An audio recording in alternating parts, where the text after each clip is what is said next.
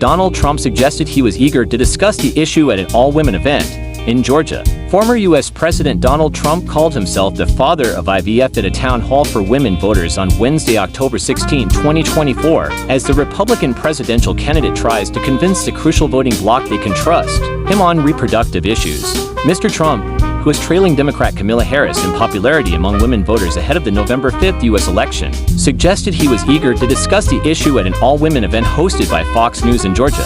The state is among a handful likely to decide the election. Kamala Harris slams Donald Trump for suggesting U.S. military handle enemy from within on election day. "I want to talk about IVF. I'm the father of IVF, so I want to hear this question," Mr. Trump said.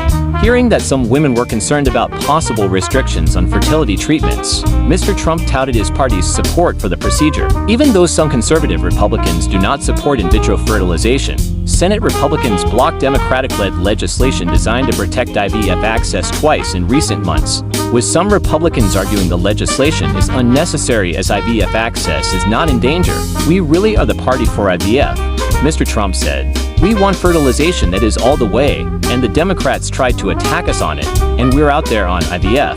Even more than them, IVF emerged as a hot-button issue in the election after the conservative Alabama Supreme Court ruled in February that embryos are children. That ruling left it unclear how to legally store, transport, and use embryos, prompting some IVF patients to consider moving their frozen embryos out of the state. Republicans nationwide scrambled to contain the backlash from the decision, while Democrats warned more reproductive rights could be under threat. Mr. Trump's campaign described his father of IVF comment as a joke. It was a joke President Trump made in jest when he was enthusiastically answering a question about IVF, as he strongly supports widespread access to fertility treatments for women and families. Spokesperson Caroline Leavitt said, "Ms. Harris, when asked about Mr. Trump's comments, warned against being distracted by his choice of words. The reality is his actions have been very harmful to women and families in America on this issue," Ms. Harris told reporters. According to a Reuters Ipsos poll released this week, 49% of women who are registered to vote support Harris,